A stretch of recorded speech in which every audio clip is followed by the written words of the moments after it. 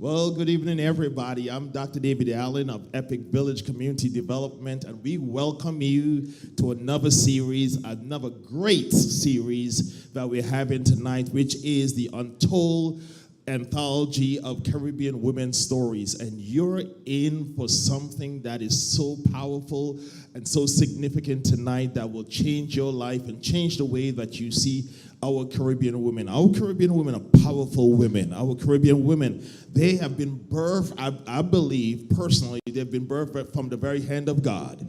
And so tonight we are going to tell you their stories because we believe as the fabric of this American society that our Caribbean women have so many stories that is untold.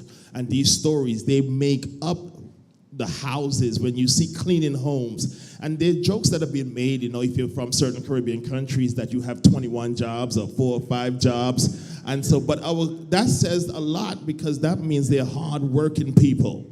And a lot of our women, especially who comes from certain countries, they come here with nothing. And they take that nothing and they make it into something significant.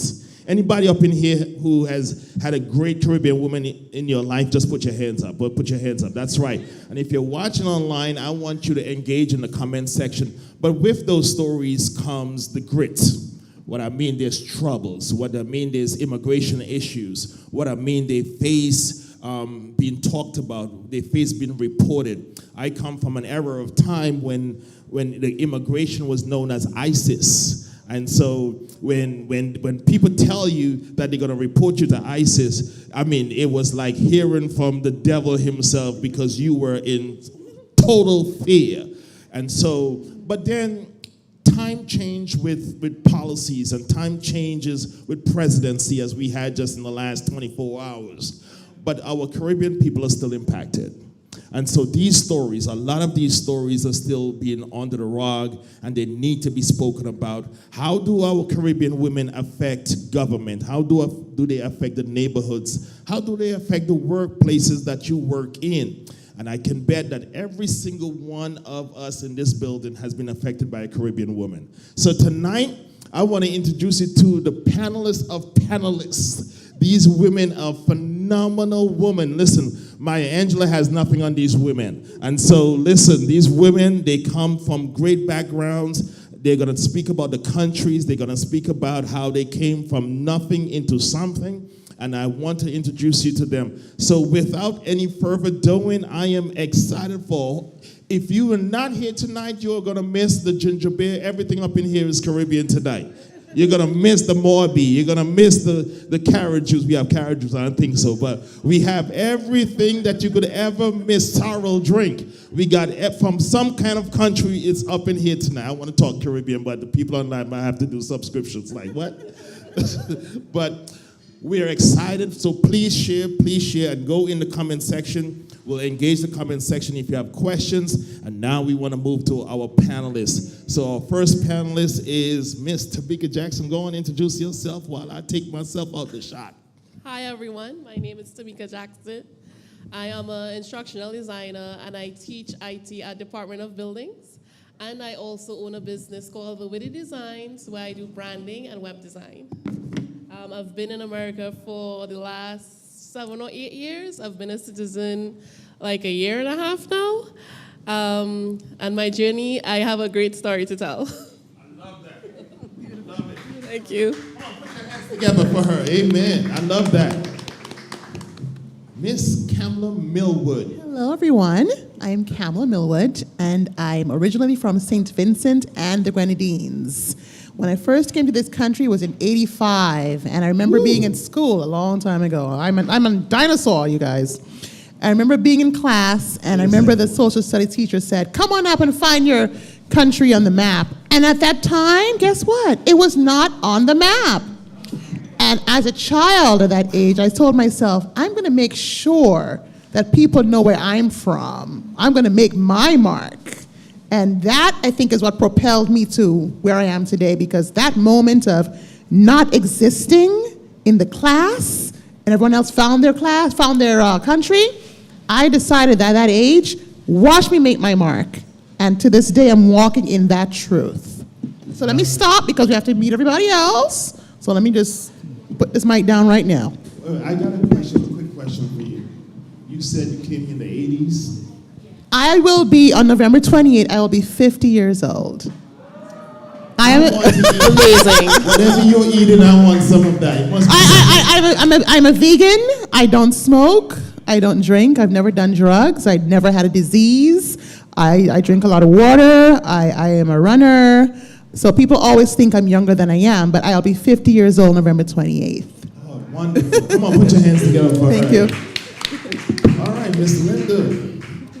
My name is Linda Kirk. I'm a serial entrepreneur, and I am a child care counselor for juvenile delinquency. I'm from Barbados. Barbados is surrounded by crystal waters and the white sand from the Caribbean. We have 11 parishes that is unique. We have 11 parishes that is unique character and special attractions. That's it. Hi, everyone. I'm Petula, and there's some feedback, maybe. Sorry. All right. Thank you. Hi, I'm Petula Jarvis Hanley from the Twin Island nation of Antigua and Barbuda. One and only.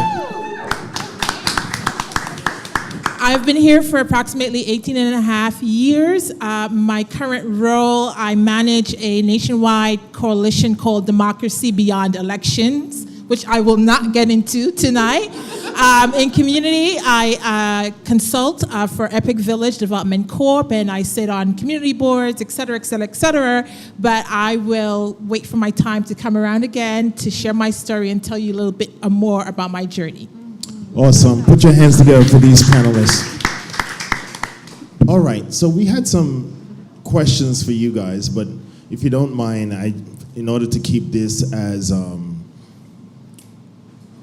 the sense of Caribbean, we will say we want to keep this as real as possible. Tamika, starting with you, you've been here a year now? No, I've been here like 8 or 9 years, Okay. but I've only got my citizenship like a year and a half. Oh, tell us what was that process in a 2 minutes? Sure. Tell us what was that process for you? What made you leave your country, first of all? So actually, my story may be a little bit different because I'm from Trinidad, by the way. I didn't say I'm from Trinidad and Tobago, right? As a teenager, I always knew I wanted to be international. So from college all the way to my degree, I planned to go to international universities so it could be recognized because I knew my mom actually lived over here too. So I knew I always wanted a job overseas. Actually tried to be a flight attendant. That didn't work out, but I set myself up to be abroad. So it didn't happen like just end up here and I got through, no.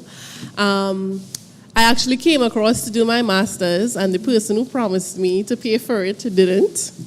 And when I got hit with the school bill, I realized, hey, if I get my paperwork straight, I wouldn't be hit with a $30,000 a month bill or semester bill. So, of course, my mom, she already had my siblings here, so she really couldn't afford to like do the paperwork, and I think I was older than the age, so I had to figure it out myself. Lucky for me, I swallowed my pride, and my landlord was the person who actually gave me the money to do my paperwork. Wow. He even said, okay, tell me how much you could pay back every month. I was like, I can do $100 a week. He's like, you know what, give me $50 because I don't want you to tell me you don't have it and you don't give me, and he was like, send it separate from the rent. So I was like, okay, I looked up minimum wage. I swallowed my pride. I printed out my resumes from school. At that time, at like the grocery stores, actually it was right in this neighborhood. There's a grocery store on Gates and Throop. I walked in there and I was like, hey, I need a job. They was like, well, I don't know if we can help you, but leave your stuff here. The next day they called me because I guess they saw the passion. And I budgeted so well that I was walking to work in order to save on rent because I had like a little $700 room I was sharing with my mom. And I had a daughter as well. She was 1 or 2 at the time. So I figured out daycare was like $100 and something a week, and then the rest was for the rent and you know. But as soon as I got in that grocery store, they knew I wasn't a regular cashier. They moved me into the MoneyGram and the lottery because I was like so responsible. And then once my paperwork started coming in, every day, 50 resumes. Any job, I was taking any job I could possibly can. I was just waiting for that call. One day I got that call, and they could have told me $2 an hour. I just wanted my foot in the door, and I knew I know once I get in and I show them I'm a star, the rest would have been history. I got hired as a transcriptionist, and once I got in again, I got in there and started doing the do. That role was actually phasing out.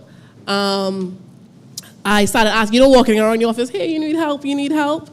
And they saw my passion, and I just kept showing up. I keep overdoing, I guess, so people can recognize, hey, like I'm really going to do what I say I'm going to do. My landlord, when he realized I was doing what I said I was going to do, because I would keep him updated, like, hey, I got this work, I got the permit. He said, you know what, consider it paid, because you're the first person who didn't hit my 6 for a 9, as they say in the islands. You actually took the money and say you was going to do what you were going to do. He said, consider it paid. Come on, put your hands together for her for that. Yeah. That's what's up. I love it. I see where you're going with that, and I love that. Kamala, tell us about your journey. What made you want to leave the little dot islands of St. Vincent and the Grenadines? Well, my parents were the reason. Okay. And I have a younger brother and I have a younger sister. And my father, back in the Caribbean, was a journalist, and he was also a former police officer. My mother was the first the first Caribbean woman to be to work in Royal Bank of Canada, because what they would normally do, they would take somebody from overseas and they would bring them to work in the Royal Bank. She was the first black person to do that. So my parents decided they're going to, give us a better life, because in my country at the time, you only had a few professions. It's either police officer working in a bank, nurse, or teacher. That's it. And they decided, they're going to come here first for 2 years before they would send for myself, my brother, and my sister. Believe it or not, when they came to this country, remember, back in the islands, they had their careers going. My mother started working since she was 17 in the bank. My father was, the police, and he was doing the journalism stuff. They had to start from scratch when they came to this country. My mother became one of those home health aid people where you would take care of older people, and you would like bathe them and make them something she would never have done in the country where I'm from. And my father, I forgot, what do you have to do again? He was like I think a bookkeeper or something different from what he was doing. So within, I think, 2 years, they were able to work from that bottom barrel back up to where they were. To this, my father passed 2 years ago, but he was well known as Kenton Kirby, who was this big deal editor for Caribbean Life newspaper. A lot of the politicians you see today, including Una Clark, will tell you if it wasn't for him, she would not have gotten that role. She told me that personally, because he worked with a lot of politicians, kind of like what I do now. In addition to all the other things that I do. And my mother, she stayed in that profession where she's a state bank examiner. So when you see all of these banks closing down for fraud, it's her and her team of 30 people that's doing that. So if you're going to embezzle, if you're going to hide something, and my mother comes there with her thick Caribbean accent, you'll see the faces looking like, who is this woman? Is she from Jamaica? Because that's the only one place they know. If they hear an accent, she got to be from Jamaica. She says, I am from St. Vincent and the Grenadines. He says, who? Where? What? They don't know what that is, And they think they could pull one over on her. If they're doing any sort of fraud, they'll say, because Miss Kirby, can we take you to lunch? What about tickets for the Knicks? They're trying to bribe her because they know they have something to hide. If I give you the list of banks she has shut down because she'll find your little tiny little thing here and what you didn't do, and it'll close down. So I came from two powerful parents. So when people see me and they think I'm just walking around bald for no reason and think I care what people think about me, it's my mother and my father, from what they came from, who makes me who I am today. Yes. What's up? Come on, put your hand.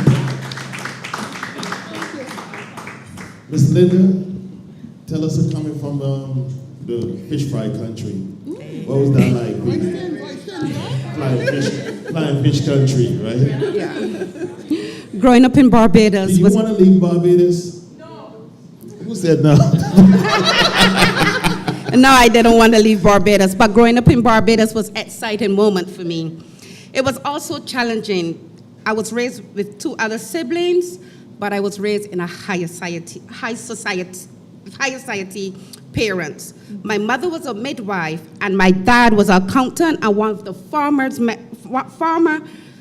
CEO of one of Barbados credit union. And one of the government buildings, the VAT buildings, is named after my dad.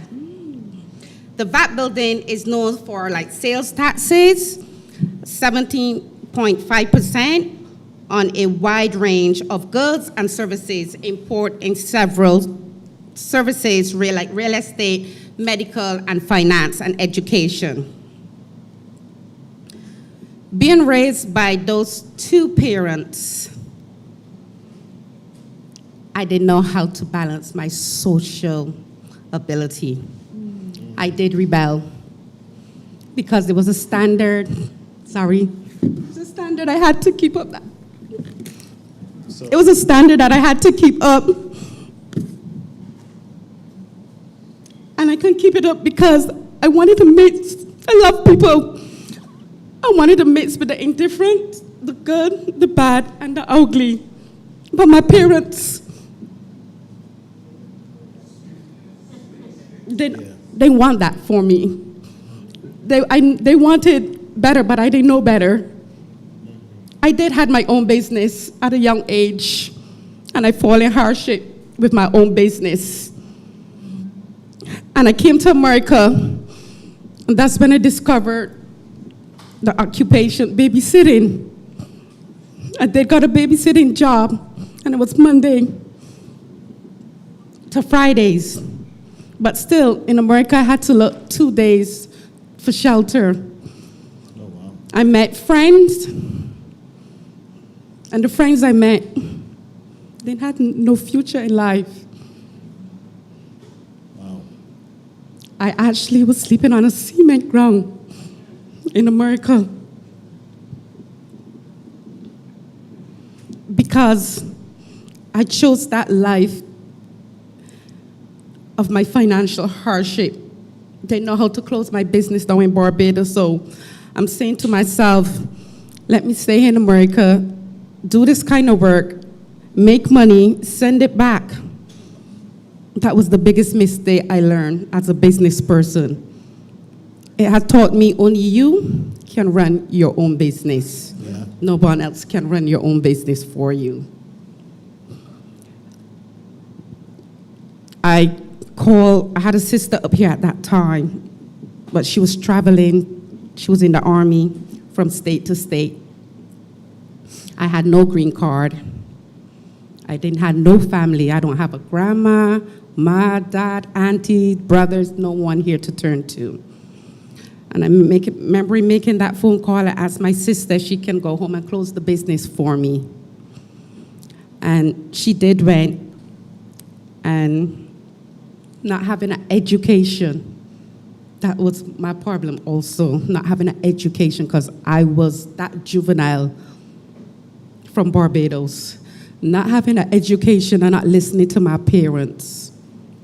I had a rough life in America. Ms. Linda, hold it right there, because you're going to touch on something that I really want, because a lot of Caribbean people come here, and, they think that coming to the United States is paved with, as we would say in the Caribbean, is a streets paved with gold, right?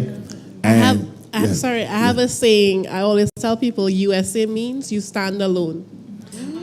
Coming from the Caribbean, when everybody who you thought was your friend is not your friend. Family, after 2 weeks, so you find something yet? Yes, and so you're about to touch, because there's so many people in the shadows that you see who don't have a green card.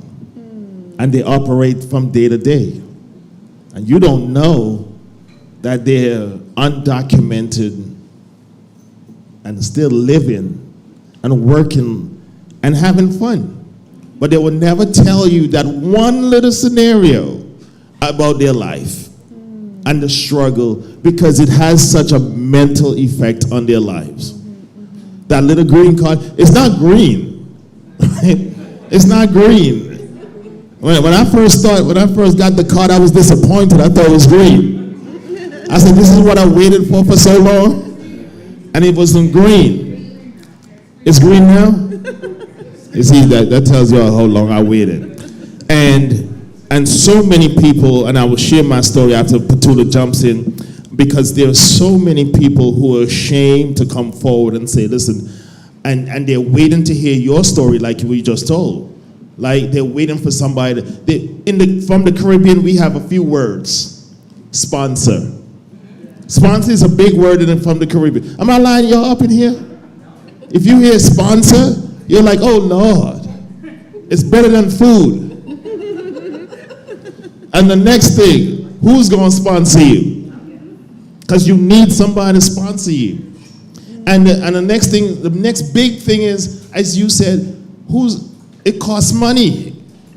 So when they start throwing to you like, oh, this might be $10,000, and we end up in scenarios marrying a person, and it doesn't work out. Woo, I got some good Caribbean stories. Come on, Miss Petula, let's talk about this. So my journey here, I came here to the U.S. with a green card. My uncles had left Antigua years ago when I probably wasn't even born yet. They went to the U.S. Virgin Islands, and from there, they were able to get jobs with Hess, and then from the Virgin Islands, they moved to Texas.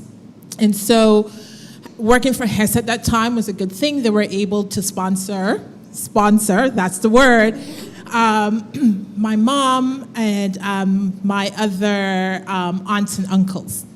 Now, my mom, aunts, and uncles were well established in Antigua. I just barely made the age as a child of the sibling to come.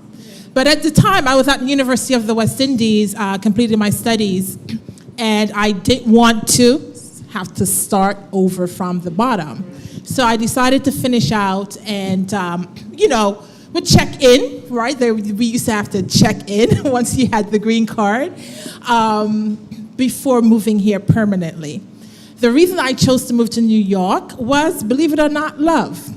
I met my husband in Antigua, and we got married, and he lived in New York. His parents were from Antigua and St. Kitts, but he had a career here with the New York City Corrections Department, and so, which is a good job, You come here, they say, make sure you get a city job, right? Anyway, long story short, my first job here was at a very small school. Back home, I was a chemistry teacher for a high school and then for sixth form or A-levels. I'm not sure which either you're familiar with. So the trajectory would be to become a teacher here. So I have two parts to this story. There was a program called the New York Teaching Fellows. They were recruiting. You had to have a green.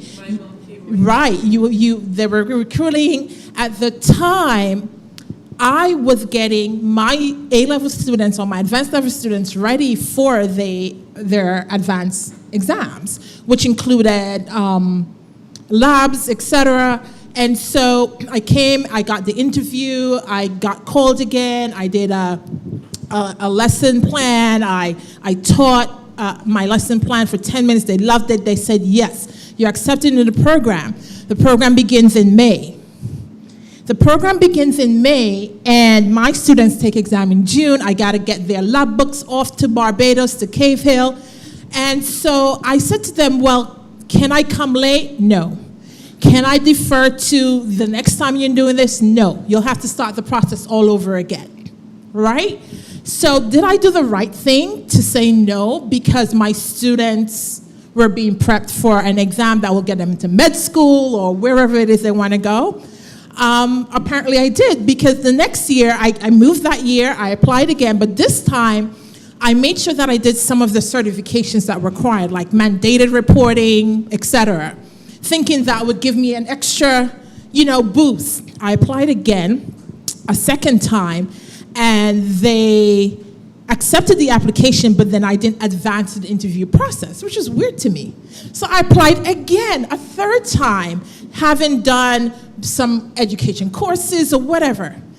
And this time they did not even accept me. So it's as though I was punished to say, we offered you this opportunity. How dare you tell us no? And so my pastor said to me, you're blacklisted. This is the way that America works, right? Because you were given this opportunity, and even in your good heart and putting your students first and putting their interests and their future ahead of yours, that's not the way that it was received. And so I never went into that program. I did end up teaching at a local school, a private school that I had my daughter in, ran by West Indians. I'm not going to say a specific country because we're not country bashing. And so that entire school were all immigrants, great teachers. All of our 8th graders got into their top high school every single time, every time. But no one except myself was documented, and they didn't know that I was documented. Our salary, depending on your level of seniority, was either $400 or $450 a week. As a teacher, you weren't paid for summers. You were called in for professional development a week before school started. You didn't get paid for that time. You were given $100 to decorate your classroom and do whatever you needed, and you didn't get paid for that time. And then the irony is $450 a week wasn't really $450 a week because you only got paid on the 15th and the 30th or the 31st. And so just a lot of, great teachers, great talent, but undocumented, and were treated very poorly because they didn't have a green card. Wow. Yeah, and that is a big issue, and thank you for bringing that to the light, which is going to segue into the next question. So, when I first came to this country, it was a promise that I was going to get my green card. So I wasn't like you, Kamala. My family in Antigua, they said, hey, Dave, if you come up, they had a business in Queens, if you come up here, we're going to get you a green card. So it sounds good, right? Mm-hmm. I'm thinking, I'm going to get away from this hard sun in Antigua and go to America, as we say America. We don't say America, we say America, mm-hmm. right? Which has everything. And so when I came, the very first, as soon as you walk into this country, they stamp your passport 6 months. So I remember the immigration officer asking me, he says, how long you plan to stay? And I was so scared now. I said, oh, just a few weeks. But I know I was planning to stay the entire 6 months. Mm-hmm. So I stayed the 6 months, and I made sure. So my family was urging me to overstay my the visa, because you get stamped a visitor's visa. Y'all know what I'm talking about? Yeah. So you get stamped, and then I made sure I went back. And they told me, they threatened me, and say, if you go back, we're not going to give you money to come back. But I said, what? So I was scared. I said, nah, I'm not going to overstay. I went back to Antigua, I came back. And when I came back, they put my hours from 9 a.m. until 3 a.m. every day. And I was telling the panelists, they made my pay $180. And they said to me, oh, you owe us money because you stay with us. So I had to cut the $180 in half and give it to them. Let me tell y'all something. I used to talk to myself like a crazy man every day. I used to tell myself, I got to get out of this. And I worked, and y'all know, out of that $90, I would still have to send home money. Because if I didn't send home money, my family in Antigua thought I was worthless. We had a word. Yeah. You worthless. So they were, the saying was, you went, look upon them. Okay, I don't know if we can say it. It's like, look upon them, which means, look at him. Yeah. He went to America, and they don't say you forget your family. They say you forget your mother. Yeah. Now, if they say you forget your mother, oh my goodness. It's like curses is upon you. And so, after defying my family, I went undocumented for a very long time. And it would astonish you how I had to make it. And what I found out, there was I call it a clan of people, Kamala and Tamika. There was Linda, there was so many people who were just like me. And I used to say, wait, well, you don't have your card too? They would say, no, I don't have it. And it was so many. And I thought I wanted to be the savior of all Caribbean people. Because it was too much. And they were doing jobs that nobody wanted to do. Right? Y'all know what I was doing? I said, I ain't doing that job, man. My hands are soft.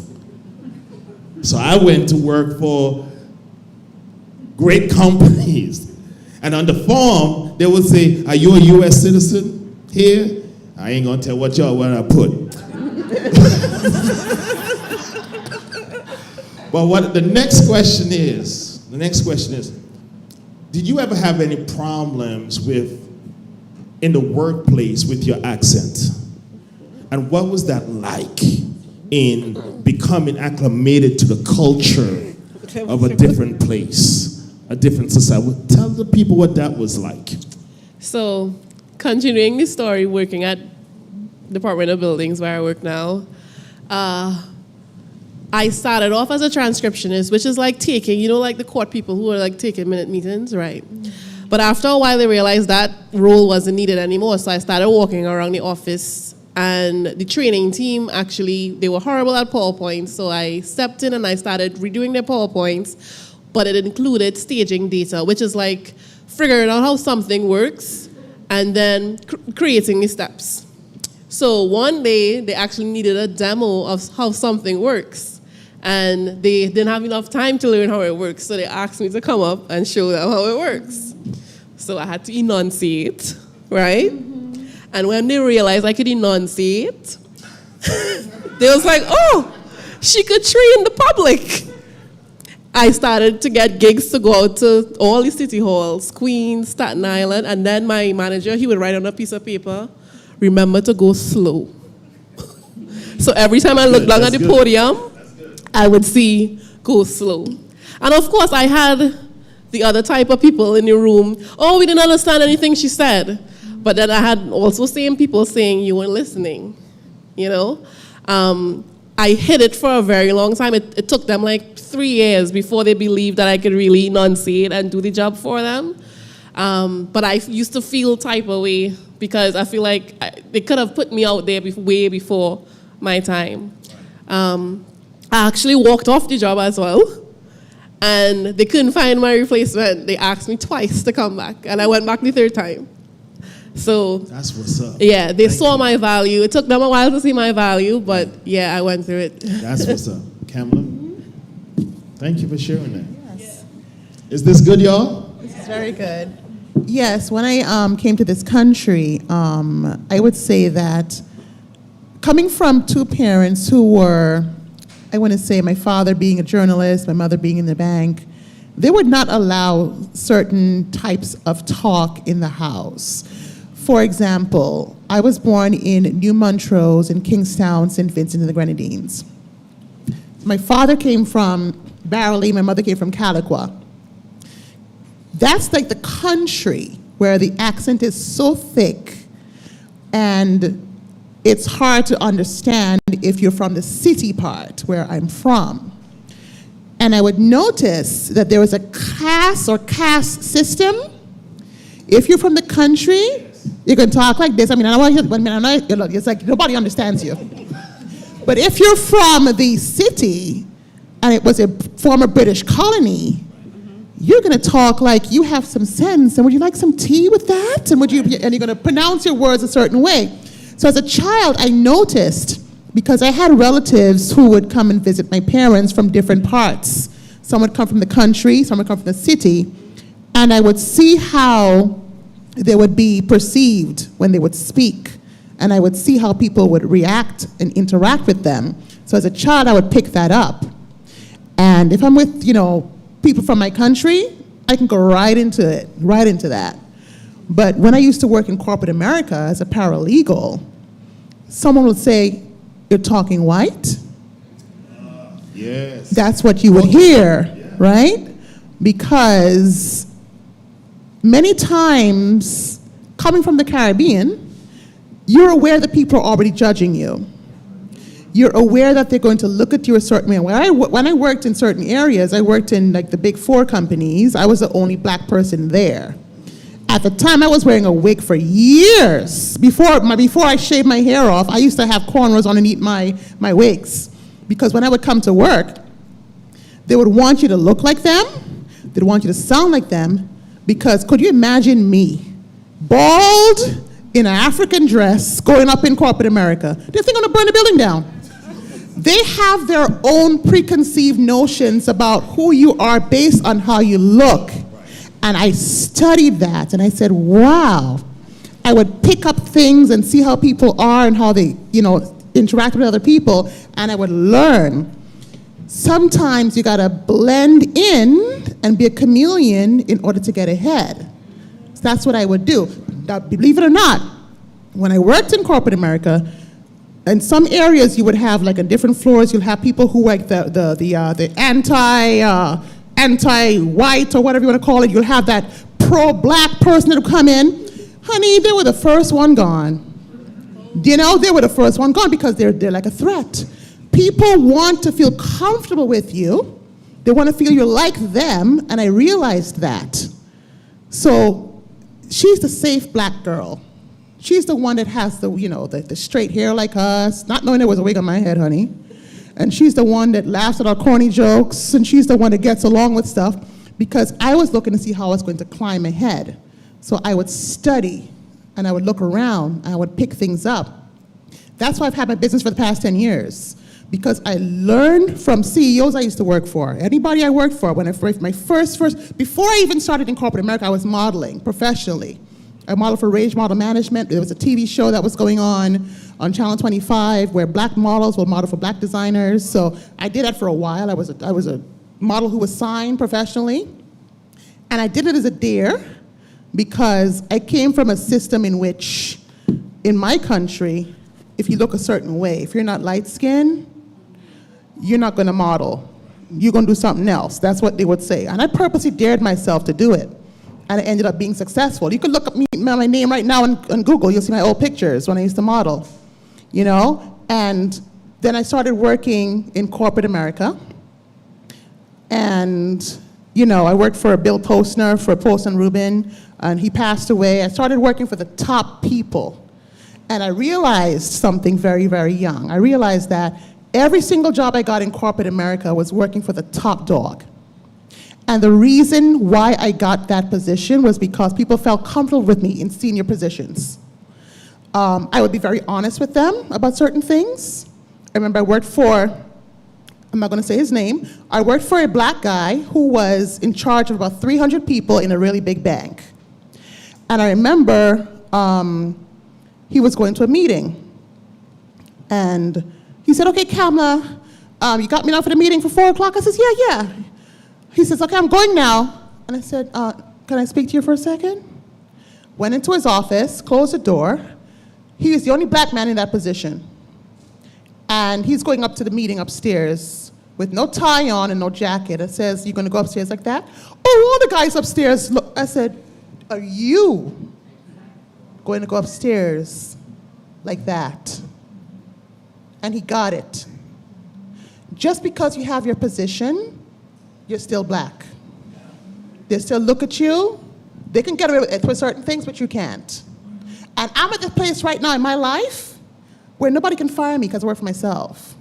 So I can say what I want to say. I don't have to put a wig on. I don't have to put on the dress. But I'm going to tell you how it is. And when you see me with other people in society that people think are at the top, you ask them. Kamla tells them how it is. Because I don't fear anybody. I don't fear anyone. No one put me here but God. My parents were the actual temples, the instruments that were used to bring me here. And I don't fear anyone. I don't fear death. I'm a skydiver. And even this election I don't fear, because guess what? God is still on the throne and he has not left. That's right. All right. So I just want people to know and understand. And I just have to say something. This woman is one of the most beautiful, powerful, inspirational women that Absolutely. I know. And I just want to tell her, Absolutely. your That's story, you are a goddess. To go from that to who you are today. I just want to let you know that. Right. You are amazing and you are powerful. And what you went through is to bring you to who you are today, this beautiful queen. And I know that every single thing that you have got, the Job story, every single thing you have lost, you're going to get right back. Understand and know it and believe it. I know sometimes it's hard to talk about things, but you are a powerhouse. And I want you to know that. Come on, put your hands together for that. That's what's up. Linda, tell us about what the troubles you had with the accents. Well, I have when I speak, you can hear a little split, like split. Yeah. Lips, yeah. So I had a problem with that. Also, I am dyslexia. That's my problem. And getting to find out that as an adult, looking back at my life story, my parents didn't even know that was my troubles. So, being as a babysitter when I came to New York, it was kind of tough because I was also traumatized. Traumatized the way how I was brought up and was not living how my mom and dad expected me to live or wanted me to be, and losing a business back home.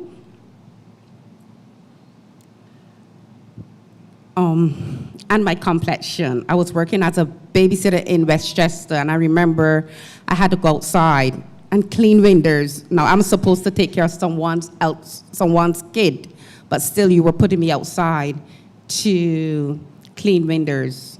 I had a maid at home in Barbados. I had it all. A lot of people didn't know that. I went to private school.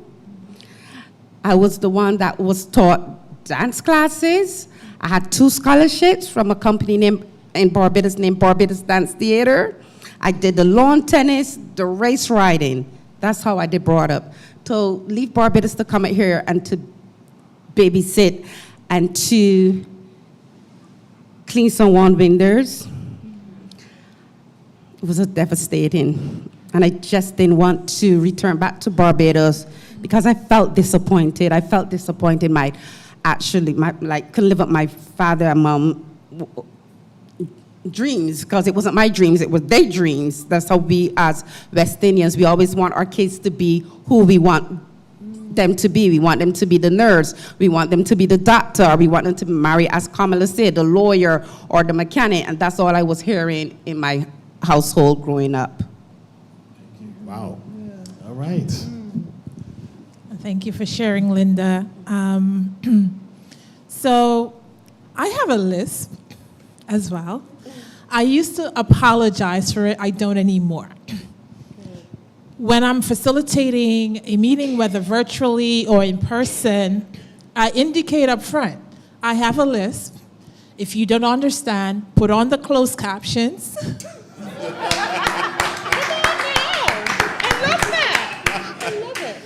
Or you can politely ask me to slow down and or repeat what I'm saying. So that's one thing. Now, I was a teacher in an American system, but I grew up in a British system, and my training was British, not American. I was a chemistry teacher, so I spelled phosphorus, PH. I spelled aluminium, as it sounds, not aluminum. And so that was a challenge for me here. That's the correct way to spell it. That was a challenge here for me because the chemistry books in the British system, whether Europe or the Caribbean, the symbols or the correct spellings were different from the American, and I had to learn that really fast. The other thing is the job that I got after I moved out of that little school that was paying me $400 a week at a high school under the Bloomberg administration, where he had something called a second chance. He had broken down all the big schools into smaller schools, and I had some students who were on their last chance, not even a second chance, their last chance. And so I found out later on that one of my colleagues at that time wanted, a white male colleague at that time, wanted my position for his friend. And so he took, because he was the English teacher at that high school, he took my cover letter and used a red line to go through all of the errors, the grammatical errors, or things were run-on sentences or whatever, because of course we write, we read, we say things differently under the British way of learning English than the American. And so luckily, the HR, or the person who was doing the hiring, was from Barbados. And so I'm just sharing this to show that despite our journey, there's always someone that God puts to help us along the way. Because if the HR was not a black Bayesian, I would not have gotten that job. Wow, that's powerful. Come on, put your hands together. That's powerful. That's powerful. So I was hearing much of my own personal stories in between Tamika and Kamala, because I was so hungry when I came to this. When I say hungry, I wanted to be at the top. So I started working for corporate America. So I did 20 years in corporate America, but in the 20 years in corporate America, much of that had to do with I had to fit in. Yes. So as a Caribbean person, what they start sort of doing is forcing you to be like them. And you had to learn how to dress like them and speak like them and show up like them. Yes. And I remember, and you're so right, Kamala, because I remember that I had a boss at one time, and he looked at me and says, Dave, I couldn't afford to take my suits to dry clean.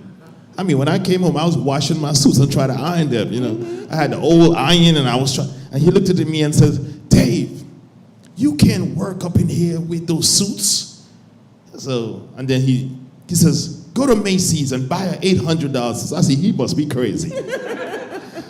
I went to Macy's and I looked for what was on sale. That's right. But then, what I started noticing was that I didn't know that I was good at math. I didn't know. So, and that created an environment of jealousy. Because they started calling me and I said, Dave, work this out. And I would just be like, boom, boom, boom, boom. Okay, that's what it is. And they would be like, how come Dave gets it? But the thing is, when I was explaining it, certain words I would say would come out very Antiguan-ish. And they would say, why you have to talk like that? And then, but I also grew up in a house where I was not allowed to speak like the regular Antiguans. I couldn't go there and go, how I go on. I couldn't do that. I had to say, how are you doing today? And then people start disliking me because I spoke properly. And properly was just a thing I do. And they said, oh, he think he's all that. I didn't think I was all that. And next thing you know, I remember that I went to this position, and my boss in that position, my boss looked at me and said, oh, they moved you to this department because they want you to take over my position? And I'm going, what are you talking about? Do you know what was the next big obstacle? My accent. She made me feel as if my accent was I never knew an accent until they told me I had an accent. And they made my accent an obstacle. They would laugh at me. So you know what I did? To fool me, decided I'm going to find somebody to get rid of my accent. So I went on Park Avenue now. This man who's talking like a British old man. Good afternoon, Mr. Allen. He said, you got to learn how to pronounce your words like this. So I said, how much is this going to cost? Oh, just $3,000.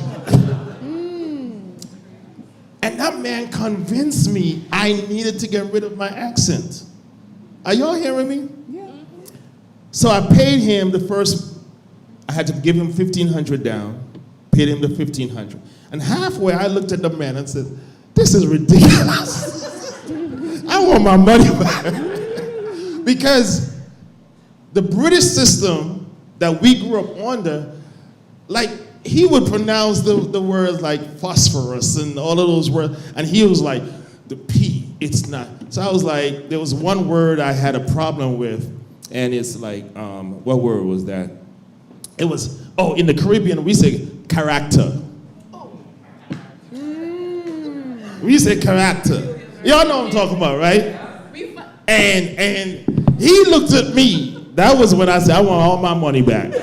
I want all my money back. And I was angry too. He looked at me and said, sir, it's not character. It's character. You gotta pronounce, say carrot. And he thought carrot. I'm over there, character. And I'm going like, now the Antiguan inside me came out and I said, look at this. Sir, it's character. He says, that's why, and then that's where I got to realize. He says, that's why you Caribbean people. I said, yeah. That's where I demand. And then that's when I realized that we have so many challenges that we have to overcome as a people. Yes. As a people. We have to overcome the challenges of color, because my complexion was another thing. Because I got hired at this bank, I'm not going to call the bank, at this bank where I had to go do this exam to get into that department, and every single person on that floor was all Italian. Mm-hmm. I'm the only black person, only Caribbean person, dark skin. And they looked at me and said, man, he black. Mm-hmm. I didn't know I was that black. I literally had somebody call me Black Stallion. And you know what happened? And then I'm going to go to the next question. We did the exam, and it was a math exam. And they said, is there a Dave Allen in the room? And this white guy jumped up. I am. I'm like, oh, Lord. And they said, the person came back. I said, no, is there another Dave Allen here? And they said, he did the highest. He got the highest. And that's how I ended up in the banking world. But then I realized when I got there were so many different challenges I had to go through because of where I was from. I didn't know, they started telling me, you're from a small island. You're not even from Trinidad. And so the next question that I really want to get at the panelists is, Kamala, I know you said that, your family was your backbone and your strength and all of this, but any of the panelists, did you guys have what kept you sane as a Caribbean person? What kept you together? What kept you in place? I'll go first. Yes, please, go on. So one, they say if you can't make it here, you can't make it anywhere else. Yeah, I was trying to hold myself to that. Like, if I go back home, it's worse. So, like, where else would I go? Like, I have to do something here. Also, another mantra I live by is the longest rope has an end. So I know if I just kept at it and I was doing the right things, that it had to work out, right? And I as soon as I got the work permit, I was sending out 50 resumes a day on Indeed at my lunchtime. They could have offered me $20, but I knew as soon as I got into corporate or wherever, if I started at the bottom, I knew my work ethic would have taken me to the top. Not only that, I had a daughter, and she was watching. Mm-hmm. So that also made me have to make it work. Like, I couldn't not just give up. And then also, before I even got here, the dream they sell you in all these romantic movies. You'd meet your husband walking down the street, maybe at a Starbucks or in a park. I met my husband on Tinder online.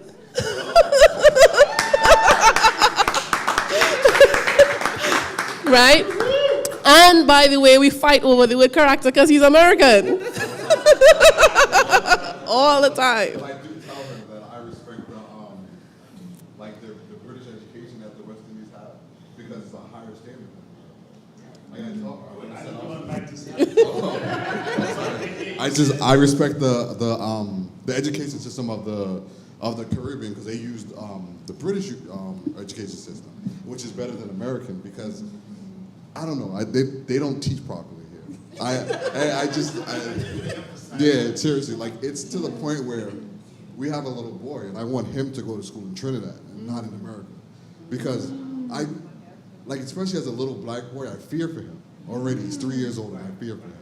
And I feel like going to school in Trinidad, at least that's one less thing he has to worry about. You know what I mean? He doesn't have to worry about the color of his skin because everybody looks like him out there. I'm going to piggyback on that, if you don't mind. And so from a teacher's perspective as well as a parent, and so I too wasn't allowed to speak dialect in the house growing up. And so I don't think I have an accent, but that's besides the point. So when I left Antigua and Barbuda, I was the lecturer at the Antigua State College. I was lecturing chemistry. And I had my own lab and my own lab tech. Actually, the lab techs who were there were the lab techs who were there when I was a student. And, you know, they were so proud of me, et cetera, et cetera. When I came here to teach science, chemistry, math, not even a test tube.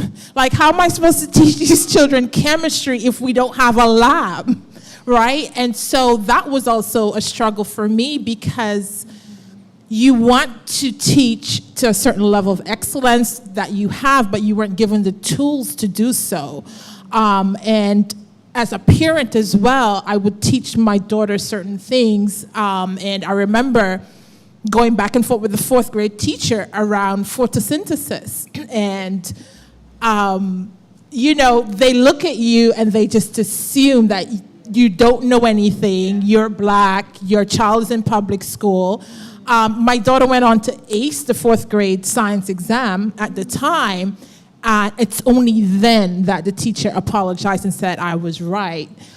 Because I would teach her things, and you know it's difficult. You tell your children one thing, oh, but teacher said, right? But as a science teacher, I could not accept the substandard education that was being taught to my child. Even when I came in Trinidad, because I knew I wanted to go somewhere international, even though I was going to a university in Trinidad, they were sending the papers to England to mark at some other university.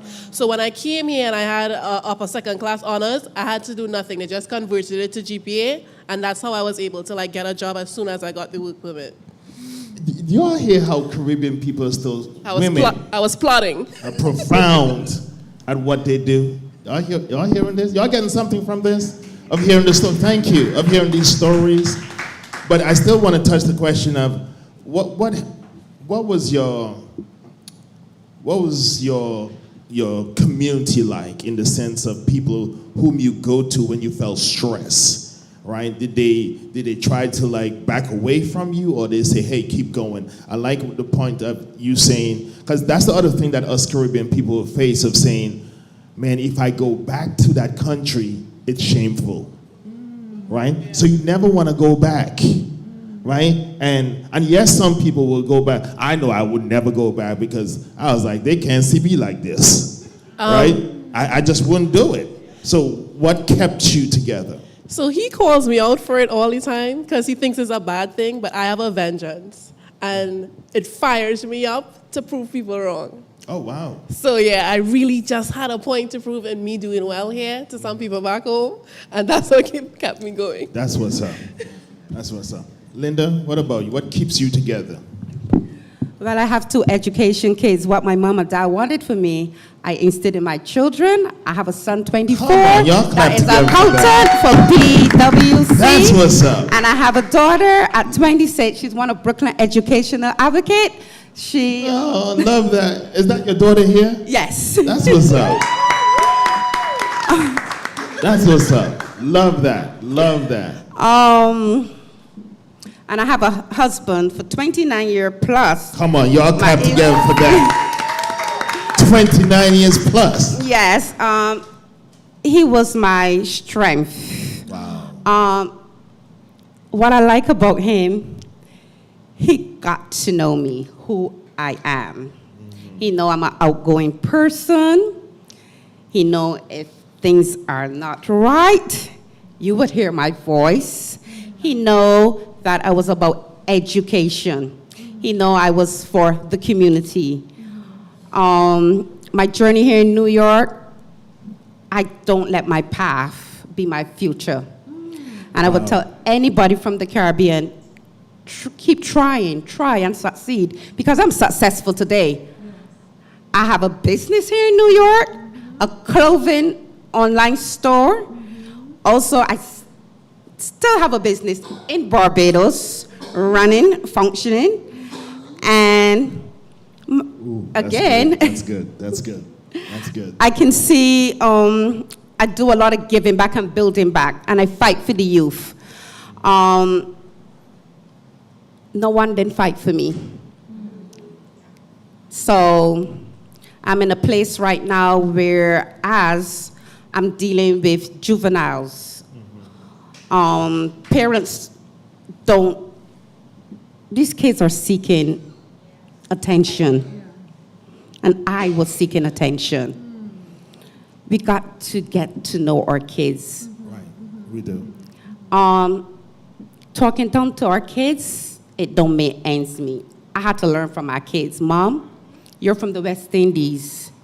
You got to learn how to communicate with us.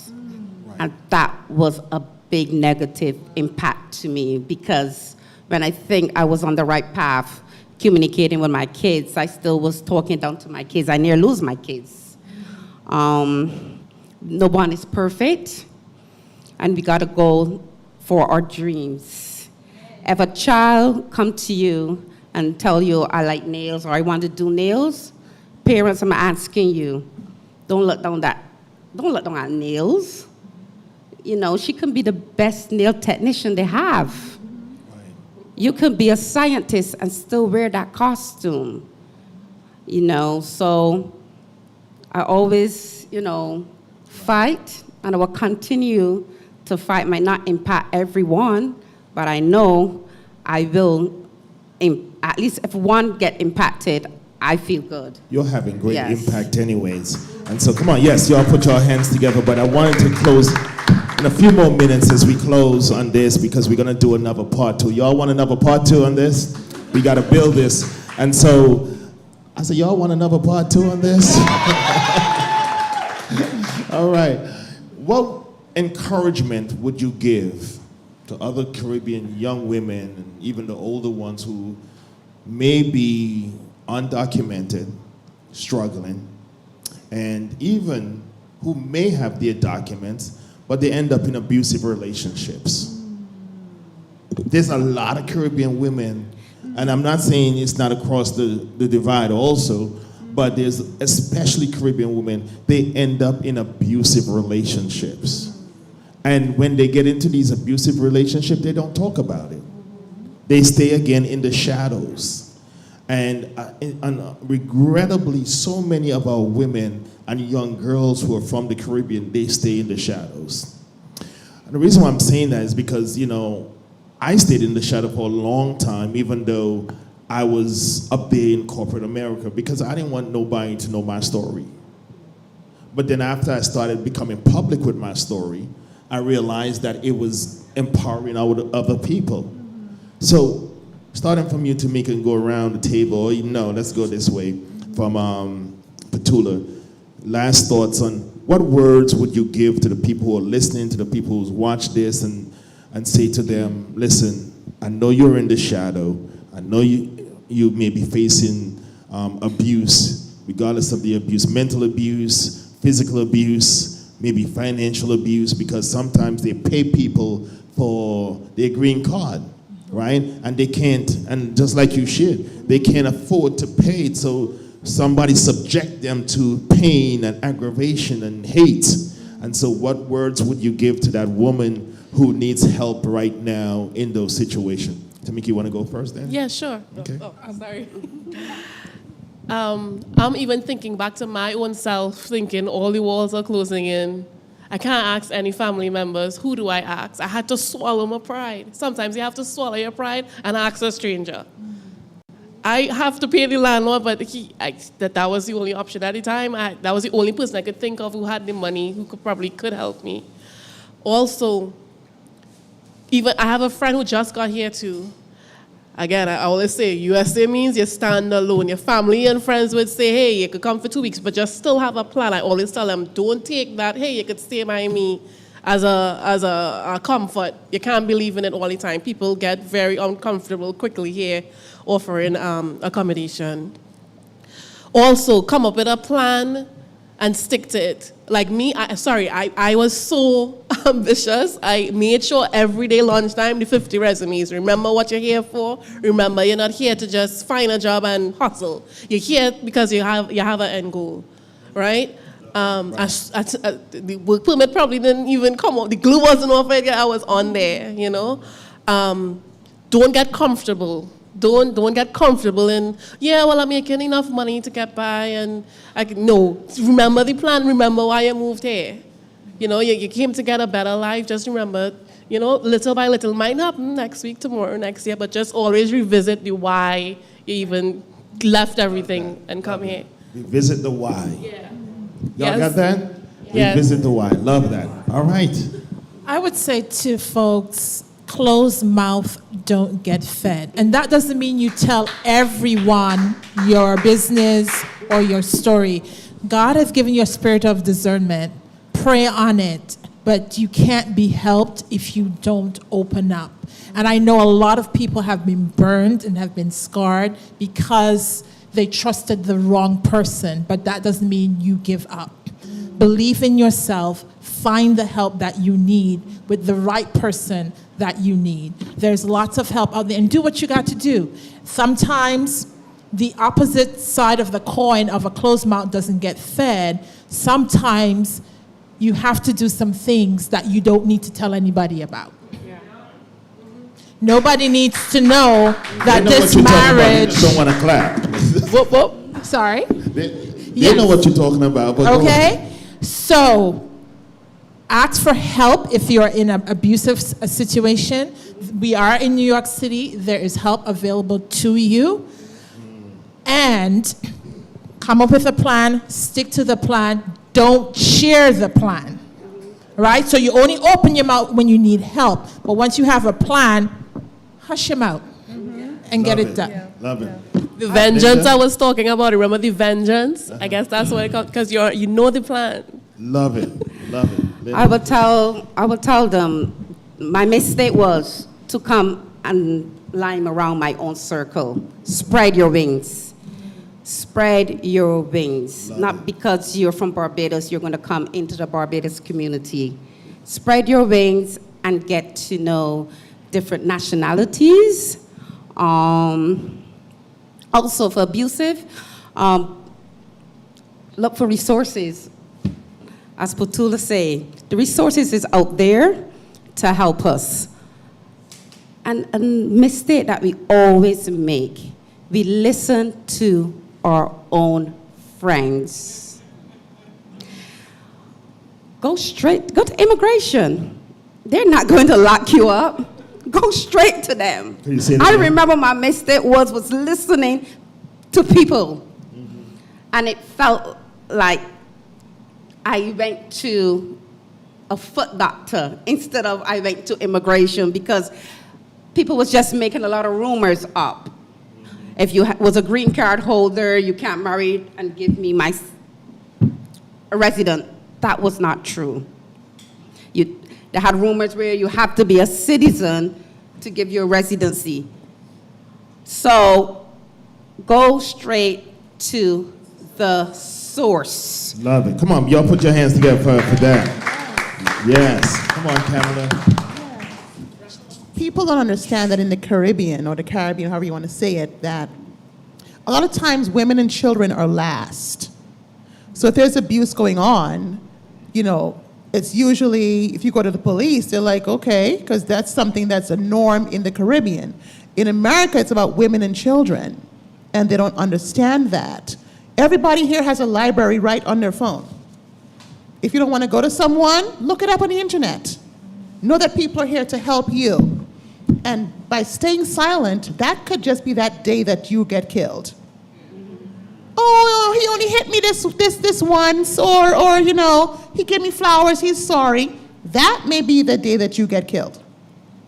And domestic violence can come in all shapes and all forms. It could be verbal, it could be, you know, physical, it comes financial, where people come to this country with no education and no money, and they're with this person who is just holding them hostage almost, and they feel they have to stay in that type of relationship. This is where you have to understand there, like Linda said, there are resources out there. If you don't want to talk to people about it, go on your phone and do a Google search.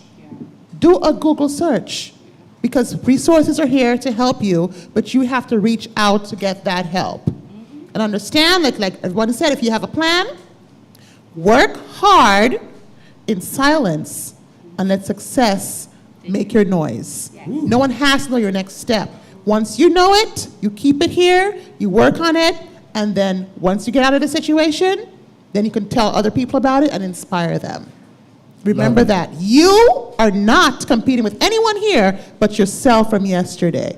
So be better today than you were yesterday. Love it. Come on, y'all put your hands together for her. And speaking of resources, tonight we have with us Brooklyn Center for Quality Life. Jazanne, do you want to come up and share how folks can get in contact with you? We also have domestic violence representatives here. Veronica, please come up so folks can know how to get in contact with you. And we have Christine from PAF, Partners Against the Hate. Just share with folks how they can get in touch and get the help that they need. Hi, good evening, everyone. My name is Jazanne Danoon, and I'm the program administrator for Brooklyn Center for Quality Life. We're located in East Flatbush, and some of the resources that we provide, assistance with immigration, health and wellness. We have our fitness sessions. We currently started a walking club. We do HIV/AIDS education, diabetes. We have our food pantry, and also the program director for Single Parents University. If you know any single parents, that we have workshops and all that information, you can see me in the back. And again, I said immigration, mostly what we were talking about here tonight. You can see me in the back. Thank you. Good night. Thank you, ladies, for sharing such rich information. So tonight, I am representing the Jewish Board of Family and Children's Services, a domestic violence facility, where we talk about domestic violence, what it is. One partner having power and control over the other. We also share information on resources, how you can keep yourself safe, how to identify when some person is in a domestic violence situation. And I talk a lot about how we were raised culturally, not to let our left hand know what our right hand do, right? What happens in this home stays in this home. And for the most part, a lot of people do not share when they're in a domestic violence situation because, one, people do not believe them. People say things like, that could never happen to me. What you see in this man? Why you can't leave, right? People that are in domestic violence situations, when they are ready to leave, that's when they are at risk of dying, right? And being in uncomfortable situations. I have a lot of information at the back, where to go to get safe counseling. The family justice centers in the community are a safe space. I like to talk about the regular local precinct, where there's now a domestic violence liaison that help people to make good choices. I want to say one last thing, advice to people. Find a mentor. Find some person that see in you what you do not see in yourself. Find some person that you can trust. Build a community for yourself. Know what resources are in your community, right? And always try to share accurate information, because I too came here, listened to a lot of do this, do that, do this, and none of that. It delayed me like 4 years, right? Because I was not getting the accurate information. Quickly before you go, if you don't have any green card, you are undocumented, what resources can you provide? For domestic violence, people that are experiencing domestic violence, we do not need to know if you are a green card holder. We just need to know that you need help, you need a safe space, and you need resources. Years ago, there was a law that you had to prove that you are in a domestic violence situation, because people saw domestic violence as bruised eyes, black and blue, broken limbs, right? But domestic violence is financial, educational, emotional. There are so many ways that you can be abused. And for men, this is my favorite part that I like to talk about. I am a big advocate for men experiencing domestic violence, because people would say to them, big strapping man like you and your girlfriend beating you? Big strapping man like you and your wife abusing you? Domestic violence is not only about power, physical power, right? Men also go to resources in the community and people look at them like, you for real? And a lot of times men are experiencing domestic violence because their partners are experiencing mental health issues. And men have good sense. So they know that if they make the wrong move, not only them could get hurt, but their children. So men are making good choices when it comes to domestic violence, not fighting back, but they are reaching out and get the help, and they just want people to believe them, not call them, you're a girl, you're a sissy, what's going on? Right? But men need us to believe that they are experiencing domestic violence. Because all domestic violence is one person having power and control over the other. Thank you so much. That's awesome. That's right. No, it's okay. Thank you. Good evening, everyone, and just thank you for sharing all your stories. I hear my families through you all as well, and it's encouraging, so thank you. And good evening, everyone. Christine from the 67th Precinct Clergy Council, God Squad. I am the Partners Against the Hate Director, and the God Squad is really much here to just heal and empower communities that were impacted by gun violence. And out of that, we have developed different programs as our Flatbush Leadership Academy. We have our Next Gen that is for justice impacted youth. We have Families for Safe Cities, which is like support resources for mothers, siblings, fathers that were lost loved ones to gun violence. We have SPU, as Jazan spoke about, and we have our Clergy for Safe Cities, and Partners Against the Hate really focuses on bias, discrimination, hate crimes in the Black communities. And especially tonight, sometimes as women, we experience a lot of harassment, a lot of bias profiling, discrimination, hate crimes. So we just have a lot of resources about how do you report that, what is a hate crime, what do you do about it, and then you can just take that and share it with your other fellow people in your community. So thank you for having us. Come on, put your hands together for all the panelists tonight.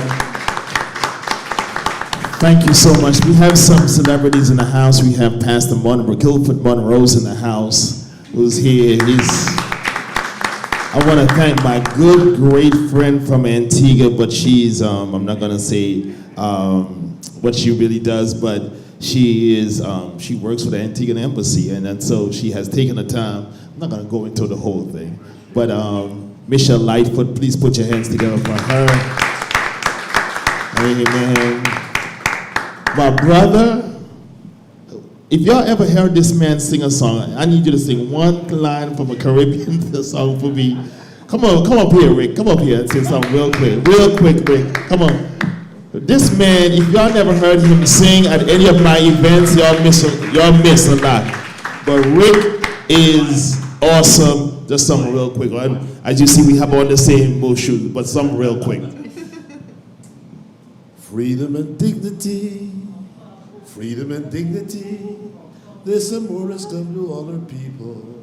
Sing and jump up for joy, sing and jump up for joy. Show the world that we are all one people. Antigua, so wonderful. Antigua, so beautiful. People plentiful, climate healthy, hospitality good and plenty. Something, something, something, something. Antigua.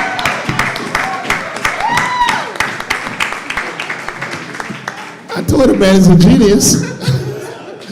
But you need to, listen, if you need a live band for any Caribbean purposes, he and his band is the band to be hired, and he's wonderful. Put your hands together for this panelist team right here. Miss Petula Hanley, who is my event coordinator, thank you. Mr. Tony Smith on the camera, my brother here, thank you so much for all of our sponsors tonight. BCQL, thank you for coming out. And for the 67 Clergy God Squad, thank you so much. And I really want to close with this. We were on a specific time, but thank you. There was so much that was said tonight that can empower the people that's within the shadows. This is why I said that, we can't do this in one simple night, because the Caribbean is not one simple, small little country. We have the Leeward Islands. We have the Greater Antilles. We have the Lesser Antilles. Y'all know what I'm talking about? We have Barbados, and we have the people who want to act like they're not Caribbean people too, from Guyana and all those other places, but they're still Caribbean, okay?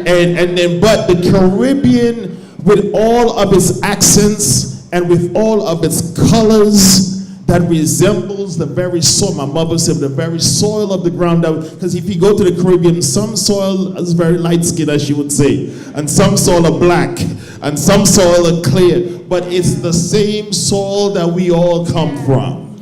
And our people are magnificent people. We just have to learn how that we can empower each other if we help pull each other from the shadows. And you heard how Miss Linda with coming clear and talking about her challenges and how now she is a profound person within community in spite of the challenges. Don't allow your challenges to be your setback. Your challenge could be the thing that propel you to higher places. And she allowed her challenges to make her into the powerhouse that she is. And I see it in Kamala, and I see it in Petula. And now I'm so glad to know you, my sister, and I love what you said tonight about revisiting your why. And you are phenomenal. And each one of y'all are phenomenal. And each of y'all tonight is phenomenal for coming out. But you can be phenomenal even more when you reach out to others within the Caribbean neighborhood and say, hey, I went to this thing tonight, we're gonna do it again, and I want you to come. Is that all right? Is that all right? Is that all right? All right, but we also need to do one other thing. We need all the food to go. It's some good food. I ain't taking nothing home because I'm traveling. And so I need everybody to grab a plate and to go. Somebody say, oh, is that all right? To all our people who's watching online, thank you so much for visiting us tonight.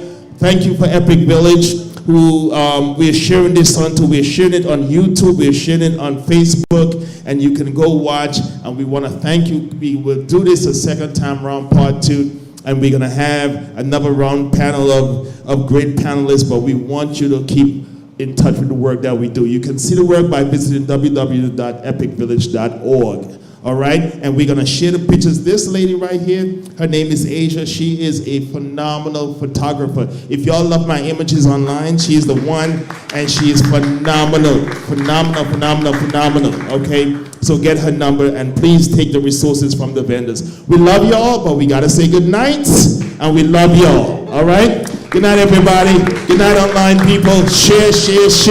Don't go until I greet you, but grab something to eat. God bless you all. We love y'all.